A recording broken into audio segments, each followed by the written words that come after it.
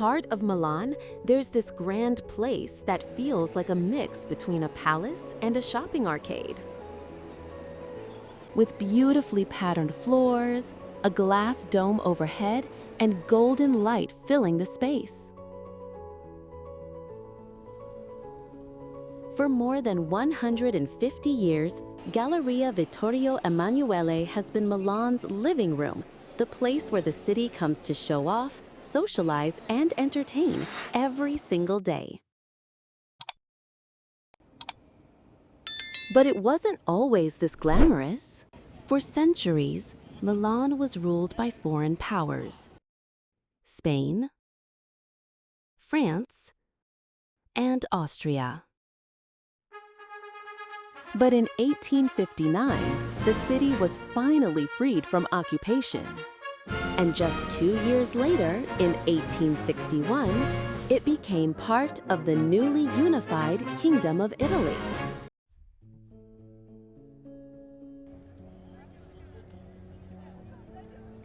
So, to celebrate this new chapter, Milan decided to make a statement, something that would stand out. Something bold. A grand, modern commercial street like the ones in Vienna and Paris.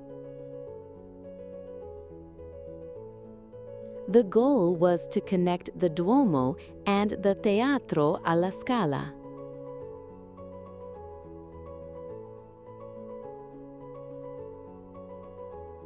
Not just a passage, but a space that looked forward, elegant, modern, and designed to impress.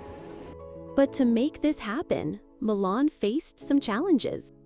Back in the 1800s, Milan's streets were narrow and winding, an old medieval street layout. And to make space for the new project, some buildings had to go. In 1860, King Vittorio Emanuele II, the first king of unified Italy, issued a royal decree allowing the demolition of the old buildings. So the project could finally move forward.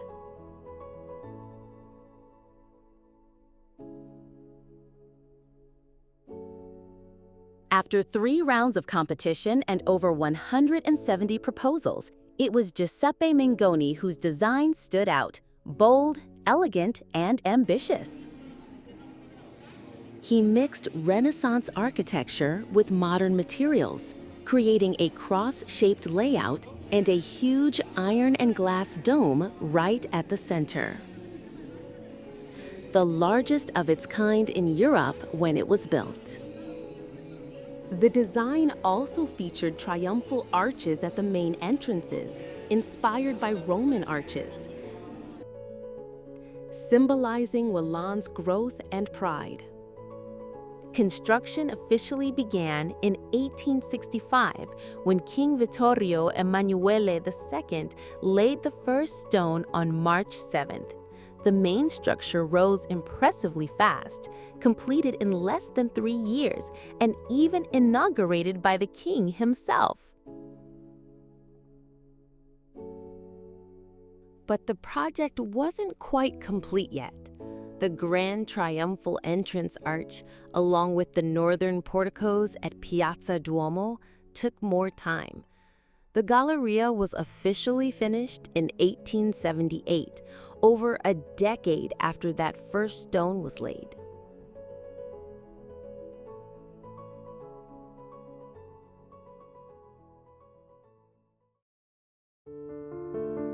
Sadly, Giuseppe Mengoni didn't get to see it finished. He fell from scaffolding during an inspection on December 30, 1877.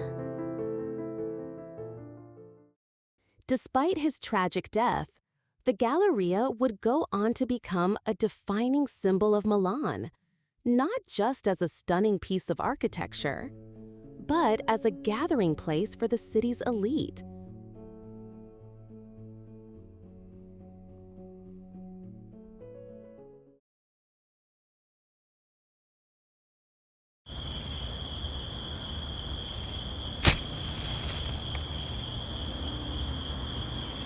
In the 19th century, the Galleria was illuminated by gas lamps, but lighting the lamps in the octagon was no simple task.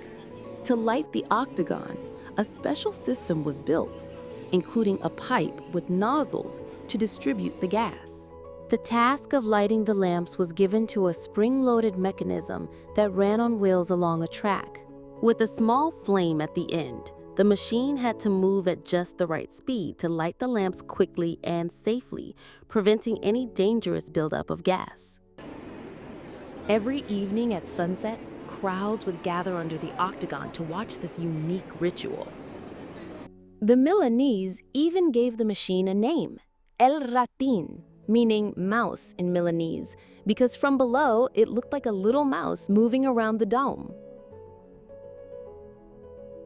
This ritual of light continued until the gas lamps were replaced by electric lights, powered by the Santa Radegonda power plant, the first in continental Europe in 1883.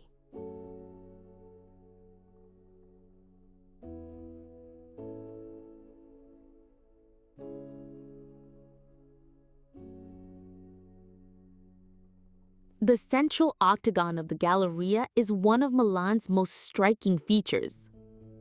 It has a diameter of 36 meters and a height of 47 meters, making it an impressive space under the Grand Dome.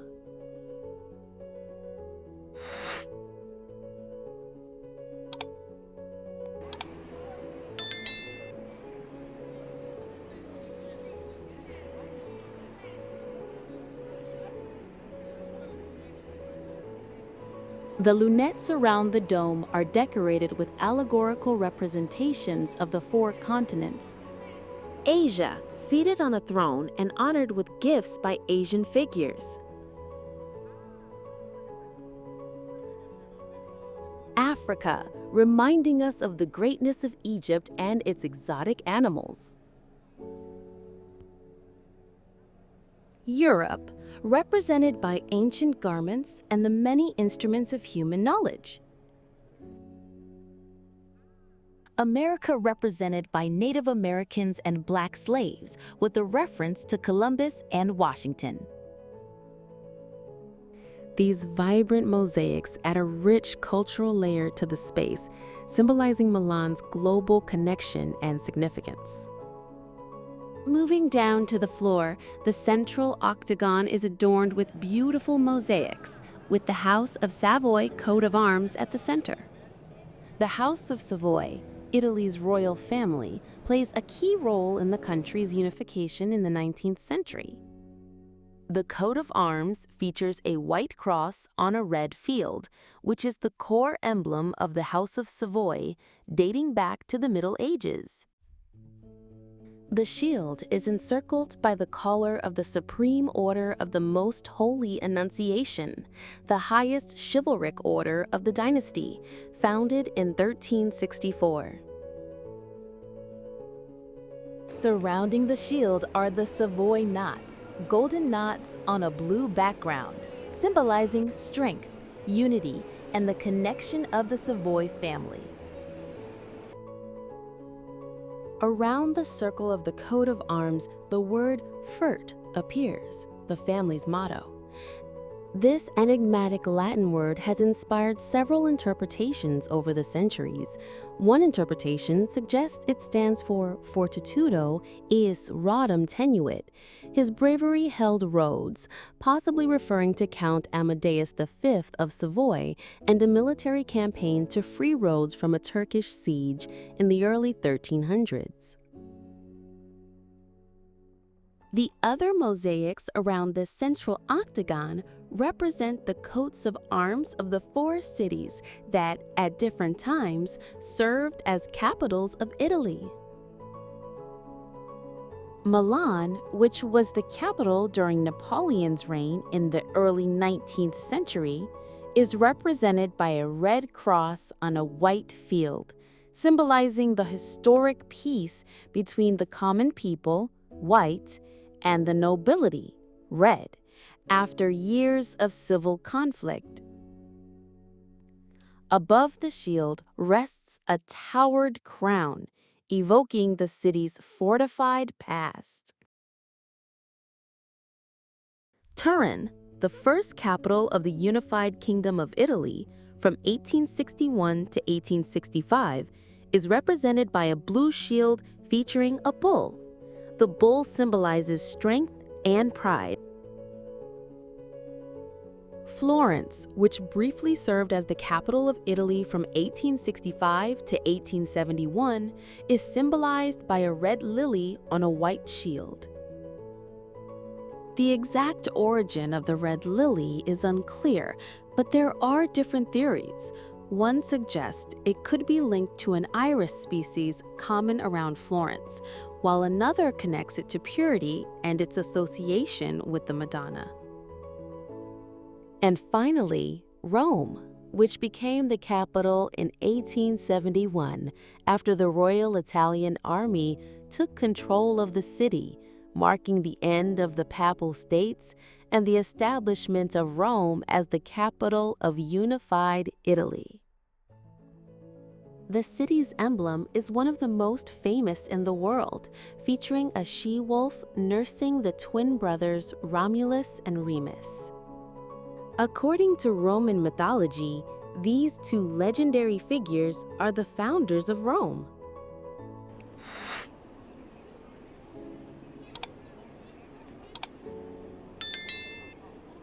Well, I know I might have skipped over it earlier, but let's go back and give the most famous mosaic the attention it deserves. You know the one, the bull. As everyone who comes to visit the Galleria probably knows, there's a funny little tradition here. If you spend 3 times on the bull's most sensitive spot, you're supposed to get good luck. But according to the legend, the luck only counts if you do it at midnight on December 31st. So if you're ever here during the New Year's festivities, you might want to give it a try, just for that extra bit of luck. All right, now that we've had our fun with the bull, let's leave the poor guy alone.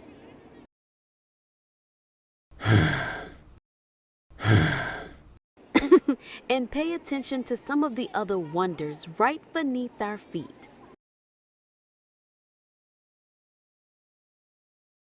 We've already seen the stunning mosaics on the Galleria's floor, but there are other hidden treasures we often overlook. Take the red Verona marble slabs beneath our feet. They hold ancient history. These slabs, sourced from the quarries near Verona, feature fossils of ammonites, marine creatures that lived millions of years ago, around the same time as the dinosaurs.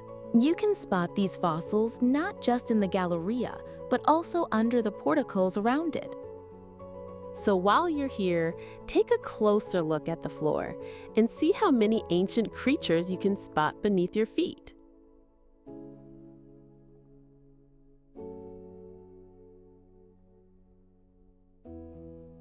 Another detail that makes the Galleria so iconic is its store signs. Since after World War II, a city rule says that all the shops inside must have their signs in gold letters on a black background, placed just above the windows. This keeps the elegant style of Milan's living room and makes sure it doesn't look like just any shopping arcade. Here, they all follow the same elegant rule. No matter the brand, everyone dresses the same. A quiet touch of harmony in the city of style.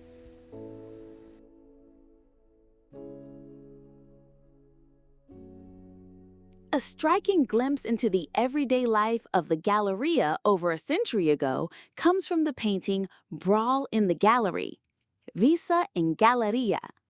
Created in 1910 by futurist artist Umberto Boccioni. It captures a chaotic moment, 2 women brawling in front of the historic Cafe Camperino as a crowd gathers under the cafe's glowing lights. Those same windows still overlook Piazza del Duomo, a lasting link between past and present in Milan's iconic arcade.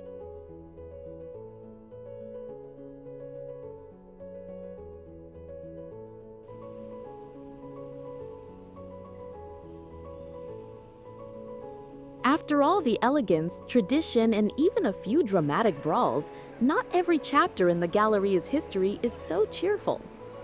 One of the most striking features of the Galleria is its grand glass roof, a breathtaking canopy that covers 7,800 square meters above visitors' heads. But during the bombings of August 1943, that beauty suffered a heavy blow. The Galleria was hit multiple times, completely destroying the glass roof and severely damaging the steel framework and interior decorations.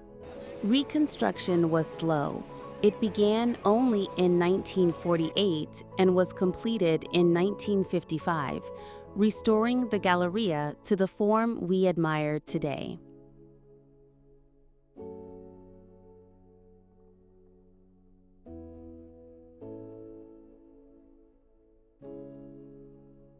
Hope you enjoyed this little trip into the Galleria's past. If you like videos like this, subscribe for more stories from places with layers to discover.